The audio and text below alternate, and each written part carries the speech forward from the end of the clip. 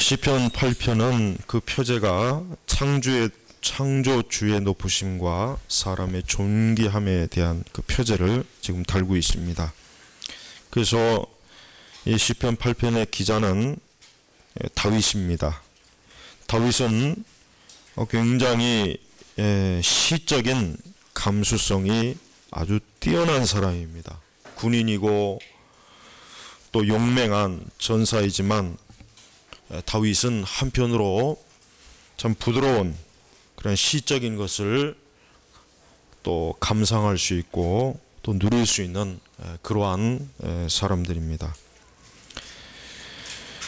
다윗은 오늘 이 시편 8편 전체의 주제는 뭐냐면 이 창조주, 만물을 창조하신 하나님, 그 하나님을 지금 영광스럽게 우러러보는 그러한 감탄과 또 영적인 감화와 감동을 나타내는 것입니다.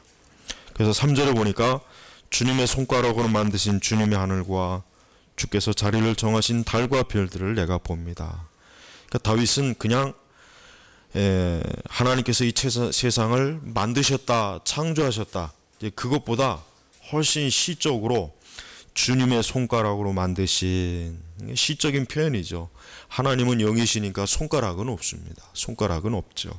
그런데 다윗은 좀 더 그 창조의 부분을 시적으로 주님의 손가락으로 만드신 주님의 하늘과 주께서 자리를 정하신 달과 별들을 내가 봅니다.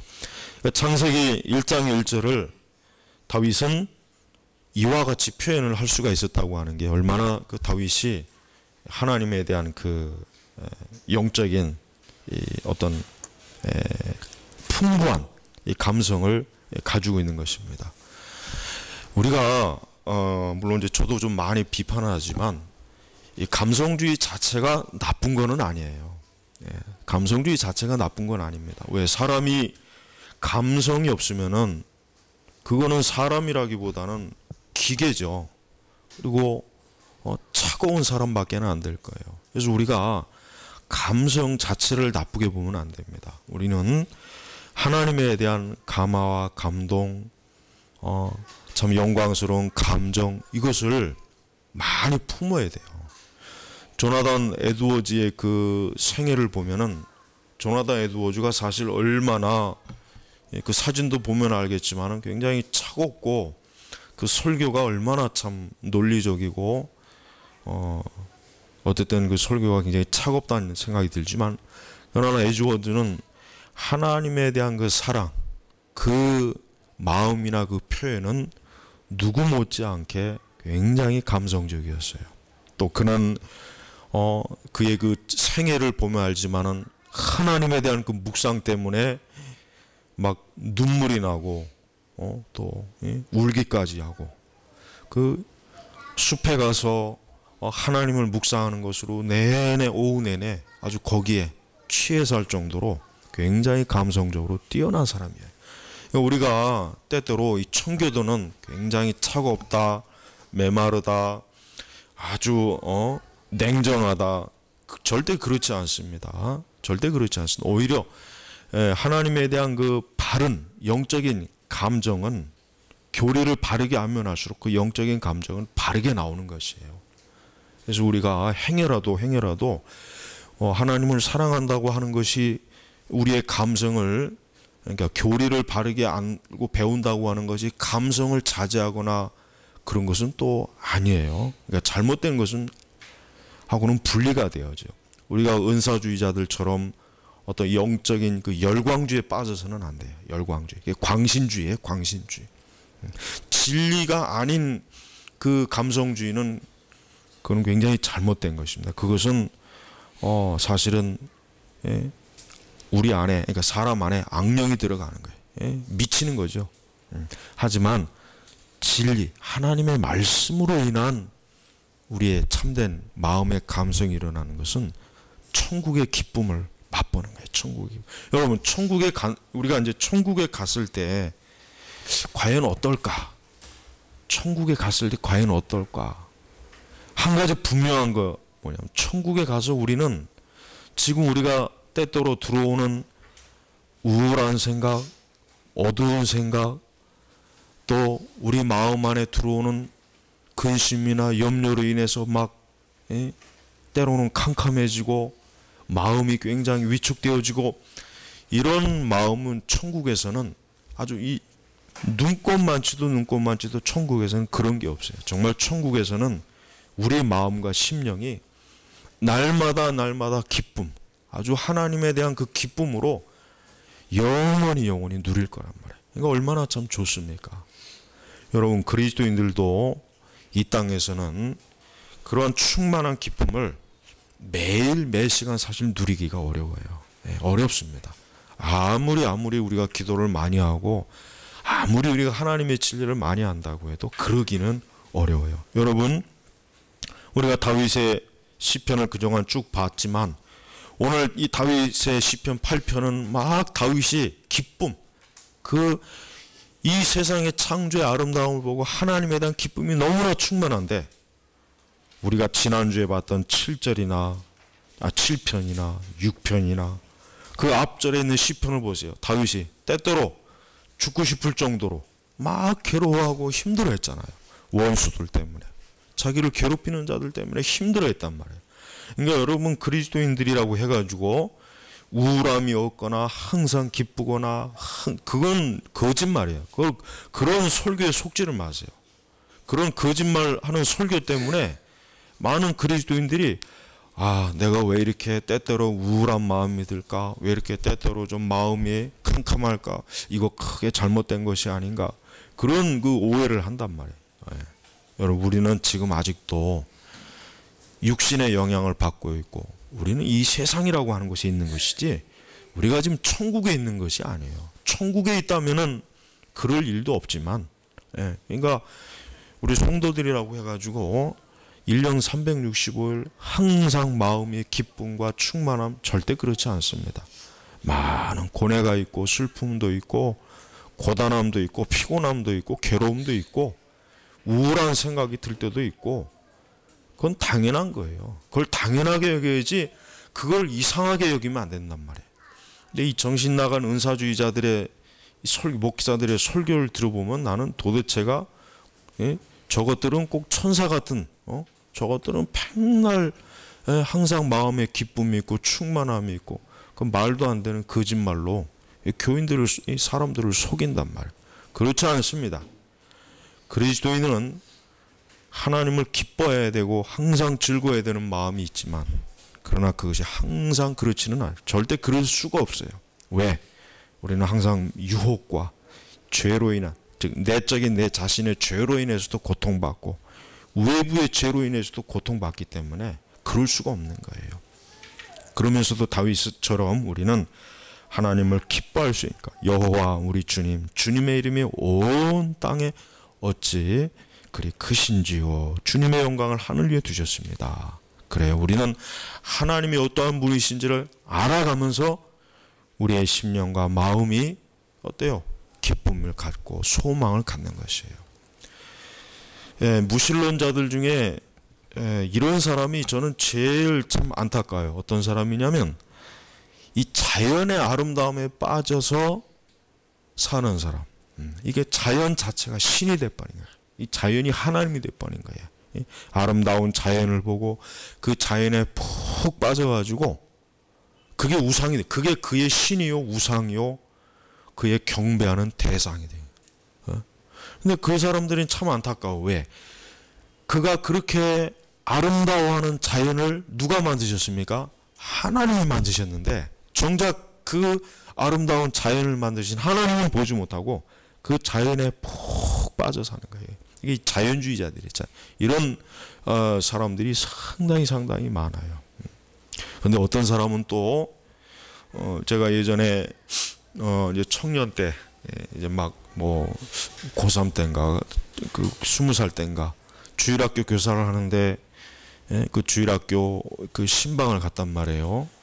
근데 그 아이의 어머니가 얘기하는데 자기는 하나님을 사실은 믿지 않았는데 스위스에 가가지고 그 자연이 너무나 아름다운 거기에 이게 어떻게 그냥 생겨날 수가 있겠는가? 아, 정말 하나님이 계시구나. 자기는 거기에 가서 하나님을 믿었다. 거기에 가서. 예. 그러니까 그 아름다운 자연을 보고 야, 하나님이 진짜 계시구나.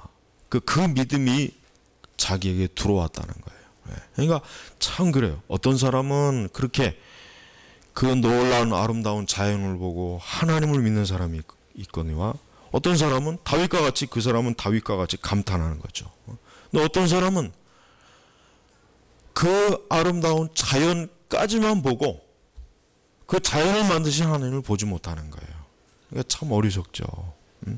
여러분, 우리는 하나님을 보되 하나님의 그 창조하신 것을 보고 하나님을 바라볼 줄 알아야 돼요. 하늘의 별과 달과 산과 강과 세상에 아름다운 좋은 것들이 많이 있죠. 근데 그것들을 누가 지으셨고 누가 주관하시는가? 바로 하나님이 주관하신 거예요. 다윗은 지금 그거를 말하는 것이에요. 아름다운 이 세상의 창조의 모든 것들을 보면서 다윗은 감탄하는 거예요. 아, 하나님이 아니시면 어떻게 이와 같은 것들이 생길 수 있겠는가? 그리고 다윗은 또 모든 창조물 중에 이 사람을 보면서 감탄하는 거예요. 사람이 무엇이기에 주께서 그를 생각하시며 또 뭡니까? 인자가 무엇이기에 주께서 그를 돌보십니까? 그러니까 다윗은 그 사람을 굉장히 신기하게 보는 거예요. 왜? 세상의 모든 하늘의 별과 달과 산과 강 그것도 뛰어나요. 그런데 그 모든 것을 누구에게 주셨습니까? 사람을 위해 주셨잖아요. 여러분 창세기 1장 2장 보십시오. 모든 것들을 만드시고 난 다음에 사람을 만드셔갖고 또 그 사람이 그것을 다스리게 한 거예요. 맡긴 거예요. 그러니까 너희가 이것을 마음껏 누려라. 다스려라. 그러니까 하나님께 통치권을 하나님 위임해 주셨어요. 아담에게. 근데 아담이 그만 범죄한 바람에 그게 그냥 크게 잃어버리긴 했죠. 그러면서도 다윗은 그래도 하나님은 세상의 모든 창조물보다 이 사람을 하나님께서 지으신 것이 너무나 신기하고 놀라운 것입니다. 그래서 여기서 우리는 특별히 이제 봐야 될 게 뭐냐? 우리가 이제 서구의 역사를 보면은 이 서구의 역사를 보면은 거의 한 기독교 이후의 역사는 한 2000년이고 그 전에도 역시 몇천 년의 그 역사의 간격이 있는데 이 서구의 역사를 보면 굉장히 참 우리가 놀라는 몇 가지가 있습니다. 뭐냐면 처음에 이제 복음이 이스라엘에서 처음에 복음이 그러니까 말 그대로 예루살렘에서 이제 복음이 전파되었죠. 근데 그것이 이제 나중에 어디로 갑니까? 소아시아로 갔죠. 그 소아시아에서 어디로 갑니까? 로마로 들어갔죠.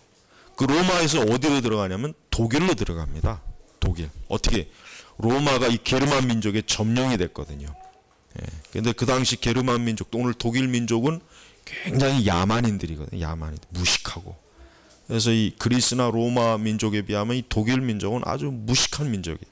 야만족이에요. 야만. 그래서 그 로마가 이 독일 게르만 민족을 야만족이라고 칭했다. 근데 로마가 나중에 이 게르만에 점령이 된다고요. 그런데 그러므로 말미암아 이 복음이 어디로 가냐면 독일로 들어가요. 그러면서 독일로 들어가면서 동일하게 또 어디로 들어가냐면 오늘 프랑스, 골조. 프랑스가 골족이에요. 옛날에 골조. 거기로 역시 복음이 들어간단 말이에요. 그런데 이 골족이나 게르만 민족이나 로마나 그리스 민족이 볼 때는 완전히 짐승들이거든요. 이것들 뭐 옷도 막 그 짐승의 옷으로 막 입고 먹는 것도 그렇고 아주 무식한 놈들이거든요. 아주. 근데 거기에 복음이 들어간단 말이에요. 그럼 나중에는 이제 저 잉글랜드 지역으로 들어간단 말이에요. 이 복음이 들어가면서 어떻게 됐냐면은 이 야만족이나 무지한 백성들이 지적인 지식 이성의 활동이 활발해지는 거고, 뭐 때문에? 이 성경의 말씀을 부지런히 보고 배우는 그 과정 속에서 저들이 개화가 되는 거예요. 개화가. 개화가 되는 거예요. 그래서 기독교가 한참 전성기가 이루어졌잖아요. 전성기 한 1000년 이상, 지금까지도 그렇지만 한 17세기 18세기까지 기독교가 아주 굉장히 번성을 했단 말이에요. 유럽이라는 땅이. 근데 그것이 이제 19세기로 들어오면서 기독교가 이제 쇠퇴하는 거예요. 19세기에 들어오면서 서서히 이제 쇠퇴. 왜? 성경의 하나님 말씀을 부정하고 신의 존재도 부정하고 인간의 자율성을 막 찬양하는 거예요. 인간의 자유. 또다시 어디로 돌아갔냐면 다시 로마와 그리스가 복음이 들어가기 이전 상태로 또 돌아간 거예요. 그러니까 어떻게 됐냐면 기독교가 한참 전성기일 때는 이 유럽 서구의 역사는 모든 게 이 하나님의 영광을 중심으로 돌아갔단 말이에요. 적어도 학문이든 예술이든 정치든 경제든 이 하나님 중심으로 다 돌아갔단 말이에요. 거의 대부분. 뭐 설령 하나님을 믿지 않아도 어쨌든 하나님의 존재를 인정할 수밖에 없는 그런 사회 구조가 되었어요. 그러다가 이제 기독교가 19세기 중반 이후로 쇠퇴기가 들어오잖아요. 그때부터는 어떻게 되냐면 인간의 영광을 받는 세상이 된 거예요. 그때부터는. 이 세계사가 그렇게 돌아가요. 인간이 영광을 받는 세상으로 이제 바뀌는 거예요. 그래서 오늘날 우리 세상은 어때요? 완전히 사람이 영광을 받는 세상으로 돌아간 거예요. 그러니까 한참 이 복음의 빛이 왕성할 때는 하나님의 영광을 중심으로 사람이 사는 것이 당연하다고 여겨졌는데 이제 이 복음의 빛이 희미해지니까 어때요? 거꾸로 다시 또 돌아가는 거예요. 누구로? 사람의 중심으로 돌아가는 거란 말이에요. 그러니까 오늘 우리 시대는 이 다윗과 같이 여호와 우리 주님, 주님의 이름이 온 땅에 어찌 그리 크신지요. 주님의 영광을 하늘 위에 두셨습니다. 이런 마음을 갖고 있는 사람이 거의 없어요. 거의 없어요. 그 대신 누굽니까? 사람이 영광을 받는 세상이에요. 여러분 보세요. 세상을 잘 관찰해 보십시오. 멀리 볼 것도 없어요. 텔레비전 프로그램을 하루 24시간 한번 시청해 보세요. 하나님에 대한 주제는 없어요. 오직 뭡니까? 사람이잖아요. 사람이 영광을 받는 주제들이 그 안에 얼마나 가득합니까? 그러니까 바뀐 거란 말이에요. 여러분, 우리 그리스도인들이 지금 이런 세상을 살아갈 때 가장 참 중요한 게 뭐냐면 우리 주변에는 이 사람을 영광스럽게 하는 그러한 것들이 너무 크단 말이에요. 너무 강해요. 너무 강렬해요. 문학이든 예술이든 정치든 경제든 문화든 간에 너무 커요. 그러다 보니까 우리 그리스도인들이 때때로 이렇게 와서 주일날 예배는 드리지만 사실은 뭐예요? 사람 중심의 예배를 드리고 사람 중심의 삶을, 일상생활을 살아가게 되는 거예요.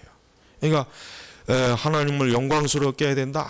아무리 가르쳐도 그게 실제로 뭔지는 잘 몰라요. 그걸 잘 모르는 것입니다. 왜? 온통 보이는 모든 세상이 뭡니까? 사람 중심의 세상이니까. 그러니까 여러분, 우리가 이 다윗의 시를 읽을 수는 있지만 사실 이해하기가 어려워요. 굉장히 이해하기가 어렵습니다. 근데 그 이해하기 어렵다는 것을 깨닫는 것 자체도 어려운 거예요. 저도 이런 설교를 하지만은 지금 이 설교를 듣는 사람들이 이 말이 뭔지를 깨닫는 것 자체가 아마 쉽지가 않을 거라는 생각을 자꾸 하게 돼요. 과연 우리는 다윗과 같이 하나님의 영광을 온 세상을 둘러보면서 발견할 수가 있겠는가? 그러기가 힘든 거예요. 왜? 보이는 건 온통 사람이거든요. 보이는 건 온통 사람의 영광이기 때문에 좀처럼 힘든 것입니다. 그래서 우리는 궁극적으로 이 우주 전체, 피조세계 전체에서 뭘 발견해야 되냐면 하나님이 만물의 주인이라고 하는 걸 발견해야 돼요. 만물의 주인이라는 걸. 만물의 주인. 근데 이걸 발견하기가 세상 불신자들이야 그럴 수밖에 없지만은 교회를 다니는 사람조차도 어때요? 하나님의 만물의 주인이라는 것을 아주 늘 까맣게 잊어버리다가 그래서 잠깐 제정신 차릴 때가 있단 말이에요. 잠깐. 항상 늘 잘못된 생각과 정신을 가지고 있다고 잠깐 문득 제정신 들어올 땐 하나님이 만물의 주인이시구나. 저 잠깐 요 정도밖에 안 돼요. 요 정도밖에. 우리 시대 그리스도인들은. 그래서 여러분, 우리는 신앙이 좋다, 믿음이 좋다 하는 건 뭡니까? 하나님이 얼마나 영광스럽고, 얼마나 하나님이 두려운 분이시고, 얼마나 하나님이 탁월하고, 얼마나 그분의 그 존귀하심이 뛰어난지, 그거를 알아보는 사람이 신앙이 좋은 거예요. 그걸 알아보는 사람이 믿음과 신앙이 좋은 것입니다. 우리는 믿음과 신앙이 좋다는 것을 어떤 제자 훈련을 잘 받고, 방언을 하고, 은사가 많고, 교회가 성장하고, 하나님의 축복을 받고, 그런 것으로 믿음이 좋다고 평가하는 지금하고 그렇지 않은 것과는 하늘과 땅 차이란 말입니다. 그러니까 오늘 우리 시대 교회는 어때요? 밑바닥에서 그냥 이 밑바닥에서 난쟁이들이 자기들끼리 서로 막 자화자찬하고 그런 거라요. 저는 제일 꼴보기 싫은 게 뭐냐면, 이 CCM 찬양 집회할 때 보면은 이 손 들고 눈 감고 하는 찬양 깊이, 나 그거 아주 제일 꼴도 보기 싫어. 아주. 그 인간들은 보면은 진짜 저들이 하나님에 대해서 뭘 알면서 그러냐, 그게 아니에요. 단순히 음악에 빠져서 심취하는 거란 말이에요. 그거는 지들은 아니라 그러겠지. 또 내가 또 이렇게 얘기하면은 그건 절대 또 아니라고 또 입에 거품 물겠지. 절대 그게 또 아니에요. 하나님에 대해서 제대로 알지 못하면서 단순히 음악의 아름다움과 그 리듬에 빠져갖고 눈 감고 두 손 들고 찬양, 그게 제일 꼴보기 싫은 거예요. 아주 그런 것들이 없어야 돼. 그런 것들이. 다윗은 그렇지 않았어요. 다윗이 그런 종류의 어떤 감성을 가지고 하나님을 바라본 게 아니에요. 다윗은 그런 게 없었어요. 오직 뭡니까? 하나님이 어떠한 분이신가를 하나님의 계시의 말씀을 통해서, 계시해 주신 이 세상 자연 만물을 통해서도 얼마든지 하나님의 아름다움, 영광스러움, 존귀하심, 탁월하심을, 그걸 알았던 거란 말이에요. 그거를. 근데 우리 시대는 그렇지 않습니다.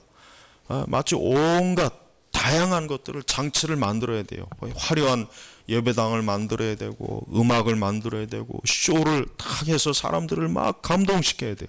그래야 겨우 하나님에 대한 약간의 생각을 겨우 불러줄 수밖에. 그것도 잘못된. 그러니까 우리가 그런 것들을 싹 빼버리지 않으면은 진짜 온전한 진리를 마주대하기가 정말 어렵다는 걸 알아야 됩니다. 그러니까 여러분, 하나님 앞에 기도할 때나 찬송할 때나 우리가 예배할 때 우리는 최대한 인간의 어떤 육적인 감각을 동원해서 자꾸 하나님을 알려고 하면 정말 크게 잘못됩니다. 그렇게 되면 오히려 성령의 영적인 것이 오히려 더 어떻게 돼요? 사라져 버리게 된단 말이에요. 근데 워낙 지금 우리 시대가 이 잘못된 감성주의에 온 세상에 지금 물들어 있으니까 교회도 그 영향을 크게 받는 거야. 교회도. 세상이 교회에 영향을 주는 것은 좋은 일이지만 교회가 세상에 영향을 받는 것은 아주 절대 악입니다. 절대 악이란 말이에요. 그러니까 여러분, 항상 우리 그리스도인들이 어떻게 하나님을 보는가가 정말 중요하다는 것을 알아야 되는 것입니다. 5절로 들어가면 주께서 그를 하나님보다 조금 못하게 하시고 영광과 존귀로 관을 씌우셨습니다. 이 말씀은 메시아에 대한, 예수 그리스도에 대한 예언이십니다. 사실 인자라고 하는 표현은 구약성에 참 많이 나오죠. 근데 그 인자라고 하는 표현은 영적으로 어떠한 모형을 얘기하냐면 예수님에 대한 거예요. 왜? 예수님 자신이 인간의 형상을 입고 왔잖아요. 우리가 지난주에 우리가 교리 강론에서 들었지만, 하나님께서는 그 하나님보다 조금 못하게 하시고 영광과 존귀로 관을 씌우셨습니다. 누구를요? 예수님을 그렇게 하셨단 말이에요. 예수님을. 예수님이 하나님이신데 인자의 형상을 입으시고 어때요? 하나님보다 조금 못하게 하시고, 그러니까 사람의 형상으로 예수 그리스도를 이 땅에 보내신 것에 대한 다윗의 예언이 장차 메시아에 대한 예언이란 말이에요. 예수님 당신이 하나님이시고 또 말 그대로 창조주가 되시고 세상의 주권자가 되시는데 그분이 사람의 형상을 입으시고 이 땅에 오셔서 하나님을 간접적으로 보여주는 것을 지금 여기서 보여주고 있습니다. 주께서 그로 주님의 손으로 지으신 것을 다스리게 하시고 만물을 그의 발 아래 두셨으니 곧 모든 양떼와 소떼와 들짐승과 하늘의 새와 바다의 물고기와 물길 따라 다니는 것들입니다. 메시아의 통치에 대한 것을 지금 보여주는 것입니다. 여러분, 예수님께서 비록 사람의 형상으로 오셨지만 그분은 하나님이십니다. 그리고 그분은 여전히 만물에 대한 주권과 또 만물에 대한 통치권이 여전히 계신 분이에요. 그러면서도 예수님은 어때요? 인간의 연약함을 그대로 간직하셨습니다. 왜요? 하나님께서 그를 통해서 그리스도의 십자가의 대속의 희생 제물로 삼기 위해서 그런 것이다. 바로 다윗은 그것을 굉장히 놀랍게 보는 거예요. 그것을 예표로, 그것을 하나님께서 보여주신 것입니다. 그에게 계시해 주신 것이에요. 그러니까 다윗은 놀라는 거예요. 만물의 창조주여 영광스러운 하나님께서 어떻게 이 사람의 형상을 입으셔서 그 존귀와 그 영광스러움을 인간의 그 형상으로 가리셨는가, 그걸 지금 보는 것입니다. 그래서 다윗의 맨 마지막은 결국은 뭡니까? 하나님을 영광스럽게 하는 찬송으로 끝납니다. 여호와 우리 주님, 주님의 이름이 온 땅에 어찌 그리 크신지요. 우리 모든 그리스도인들은 세상 만물에서 하나님의 이름이 존귀하고 하나님의 영광이 크고 하나님의 그 두려우심을 알아보는 사람이에요. 알아보는 사람. 그걸 알아보지 못하는 세상은 인간의 영광, 인간의 크기, 인간의 기술을 탄성을 하잖아요. 여러분 그 런던 올림픽 그 개막식을 여러분 보셨습니까? 그 런던 올림픽 개막식을 보면은 그 주제가 뭡니까? 사람이요, 사람. 사람이 이와 같이 놀라운 문명과 기술을 이뤘다. 가지고 온 세상에 자랑하는 거예요. 자랑하는 거랍니다. 거기에는 하나님에 대한 모습이 없어요. 하나님의 아들 예수 그리스도를 찬송하는 게 없어요. 하나님의 이름을 높이는 게 없습니다. 오직 뭡니까? 사람. 주님의 이름이 온 땅에 어찌 그리 크신지요 하고 다윗은 이와 같은 찬송을 했는데, 사람은 뭐예요? 사람의 이름이 온 땅에 어찌 그리 크신지요. 그러니까 이 세상은 이 사람이라고 하는 것을 하나의 뭡니까? 주제로 삼는 거예요. 영광스러운 주제로. 마지막 때 적그리스도가 어떻게 옵니까? 마지막 때 적그리스도가 어떻게 옵니까? 사람의 형상으로 오는 거예요. 여러분, 적그리스도가 뭐 귀신으로 오겠습니까? 악령으로 오겠습니까? 적그리스도가 하얀 속옷을 입고 머리 풀어헤치고 입에 식칼 물고 오겠습니까? 아니에요. 적그리스도는 가장 존귀한 모습으로 올 거예요. 존귀하고 아주 훌륭하고 흠잡을 수 없을 만한 모습으로 적그리스도는 와요. 왜요? 이 사단은 항상 뭡니까? 하나님의 영광을 도적질하기 좋아하거든요. 근데 하나님의 영광을 가장 잘 드러내는 피조물이 누구냐면 사람이에요. 왜? 사람에게만 하나님께서 뭡니까? 하나님의 형상을 부여했잖아요. 그러니까 이 마귀가, 이 사단이 마지막 적그리스도의 형상은 이 사람의 형상을 뒤집어 쓰고 온단 말이에요. 그러면서 자기가 하나님이다. 내가 하나님이다. 내가 바로 인류가 그토록 기도하던 메시아다. 나를 숭배하라, 나를 숭배하라. 이게 하나님의 영광을 찬탈하는 거예요. 근데 수많은, 아마도 이 그 계시록의 마지막 부분 보면은 정말 이해할 수 없는 것은 굉장히 거의 대다수의 인류가 그 적그리스도에게 홀딱 빠져버리는 거예요. 그래서 그의 영광, 권능, 두려움에 완전히 푹 취해서 심지어는 이스라엘까지도 그토록 고대하던 메시아이구나 하고 거기에 다 홀딱 넘어가는 거예요. 여러분, 우리가 참된 하나님의 진리를 통해서 하나님을 알지 못하게 되면은 그런 거짓 우상과 형상에 우리 자신도 넘어가는, 우리 자신도 거기에 푹 빠져서 헤어나지 못하는 것이에요. 우리 그리스도인들도 얼마나 지금 이 세상에 헛된 영광, 헛된 우상, 잘못된 것들에 얼마나 깊이 빠져서 우리도 살아갑니까? 비록 세상은 인간의 영광을 크게 높이는 세상이지만 우리 그리스도인은 어때야 됩니까? 하나님의 영광을 크게 높여야 되는 그러한 우리의 길을 굳게 지켜나가야 되는 거예요. 그래서 다윗과 같이 우리도 다윗과 같이 이와 같은 찬송을 우리가 해야 되는 것이에요. 그래서 하나님은 모든 사람들로 인해서 영광을 받으시는 하나님이에요. 2절에 보면은 주께서는 주님의 대적자들 때문에 어린아이와 젖먹이의 입을 통하여 권능을 세우셨으니 이는 원수와 복수자들은 잠잠케 하시기 위함입니다. 그러니까 하나님의 그 이름과 그 영광을 대적하는 모든 대적자들은 다 하나님께서 잠잠케 합니다. 다 하나님께서 그들을 어때요? 무너뜨립니다. 그들이 비록 한때는 엄청난 영광을 드러내고 권세를 드러내고 권력을 드러내겠지만 장차 나중에 뭡니까? 그 모든 것들이 다 잠잠게 되는 거예요. 오직 하나님을 영화롭게 하는 사람들만 살아있고 하나님의 영광을 훼손하는 자들은 다 잠잠합니다. 저들은 어때요? 사망과 심판으로 다 멸망하는 것이에요. 우리는 이 분명한 진리와 이 사실을 우리가 알아야 됩니다. 우리는 이 분명한 사실과 진리를 알지 못하는 이 세상에서 지금 살고 있지만 우리는 장차 이 하나님의 영광, 이 창조주의 영광이 온 세상의 만물 위에서 굳게 높여진다는 걸 알 수가 있어요. 그래서 계시록 끝에도 보니까 심지어는 하나님을 부인하는 불신앙자들도 결국에 마지막 때 될 때는 그리스도 예수 앞에 어때요? 다 무릎을 꿇잖아요. 그분 앞에 다 무릎을 꿇어요. 지금 이 세상에 얼마나 불신앙적인 세상이 굉장히 강합니다. 가면 갈수록 사실 지금 강해지고 있어요. 가면 갈수록 이 진리를 추종하는 사람들과 이 불신앙자들의 이 간격이 커지고 있어요. 이 불신앙자들이 점점 더 강대해지고 있습니다. 커지고 있어요. 그걸 여러분 보지 못합니까? 불신앙의 세력들이 지금 얼마나 점점 커지고 있잖아요.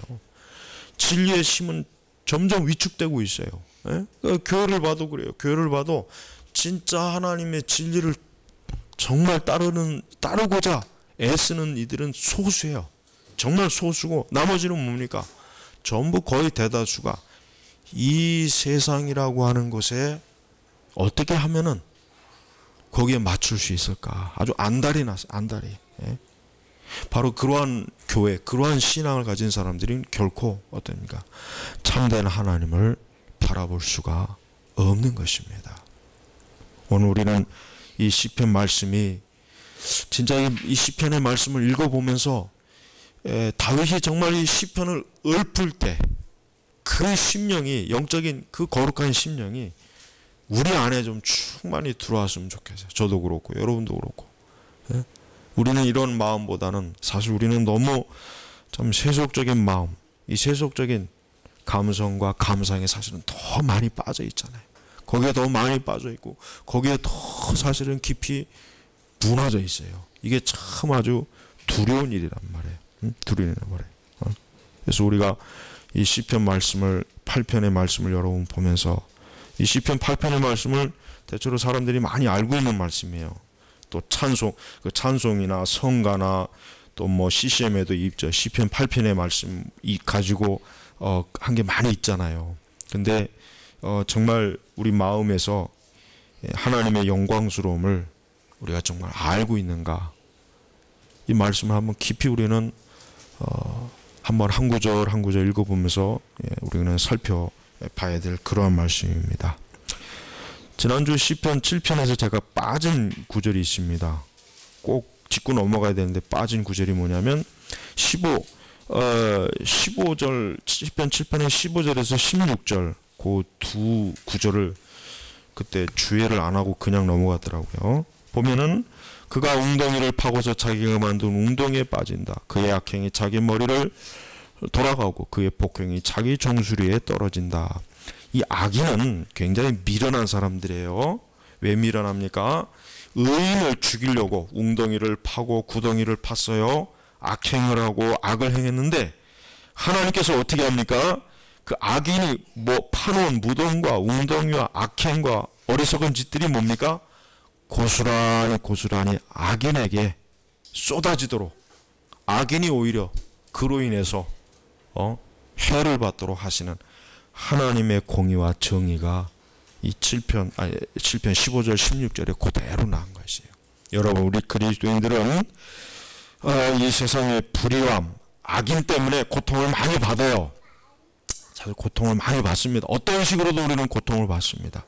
그러나 하나님께서는 의인을 결코 악인으로 인해서 멸망하도록 절대로 내버려 두지 않습니다. 오히려 악인이 파놓은 구덩이와 그러니까 악인의 그 악한 계략들, 악한 일들이 오히려 뭡니까? 그들을 멸망하게 하는데 하나님께서는 공의의 힘을 나타내시는 거예요. 그러니까 우리 성도들이 이 땅에서 그 악인으로 인해 불의한 자로 인하여 고통받을 때 우리가 이 하나님 말씀을 잘 기억하면서 낙담하지 말고 불신앙에 빠지지도 말고 절망하지 말고 하나님의 공의와 정의는 지금도 분명히 역사한다는 것을 마음에 꼭 심으시기를 주의 이름으로 축복합니다. 기도하겠습니다. 하나님 아버지, 감사합니다. 오늘 시편의 8편의 말씀을 보고 하나님의 그 무한하신 영광과 크신 권능과 그 존귀하심을 우리가 말씀을 보며 조금 아주 정말 약간 겨우 우리가 살펴봤습니다. 하나님, 오늘 이 말씀을 우리의 심령에 새겨주시고 정말 우리도 이 다윗과 같이 하나님의 그 영광스러운 창조주의 그 능력과 권능과 그 지극히 존귀하심을 우리 마음에서 아주 가장 충만한 그런 은혜로 채워주시기를 간절히 기도합니다. 감사하며 우리 주 예수님의 이름으로 기도 올렸습니다. 아멘.